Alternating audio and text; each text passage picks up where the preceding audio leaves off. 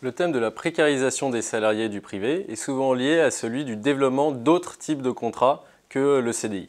Dans ce travail, nous nous intéressons à ces autres types de contrats, donc au CDD, aux contrats saisonniers, aux contrats d'intérim. La question que nous nous posons, c'est est-ce que ces contrats à durée limitée sont des tremplins vers l'emploi stable, ou alors est-ce qu'au contraire, ils constituent pour les salariés des trappes à précarité? Donc, pour répondre à cette question, nous avons suivi les trajectoires d'emploi d'individus sur 8 ans.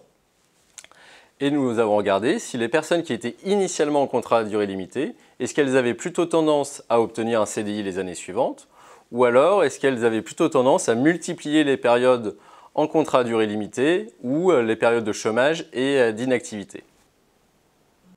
Ce qu'on observe, c'est que près de la moitié des personnes qui étaient initialement en contrat à durée limitée en 2008 ont obtenu un CDI et sont en CDI 7 ans plus tard.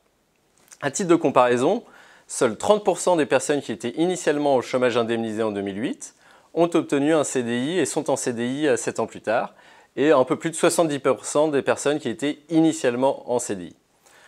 Donc ce que montre notre travail, c'est que les salariés en contrat à durée limitée observent des trajectoires d'emploi plus heurtées que celles des personnes en CDI, c'est-à-dire qu'ils connaissent plus d'épisodes de chômage et d'inactivité.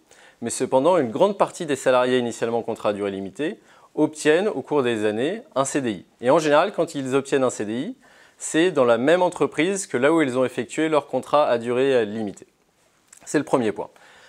Ensuite, nous nous sommes intéressés au salaire en début de carrière. Alors en moyenne, les personnes en CDI gagnent plus. Mais cela s'explique par le fait qu'elles ont plus d'expérience, qu'elles ont plus d'ancienneté dans l'entreprise et qu'elles sont également plus diplômées. Si on contrôle de ces caractéristiques, donc à caractéristiques individuelles identiques, on observe que les salariés en contrat à durée limitée ont des salaires équivalents, voire légèrement supérieurs aux salariés en CDI.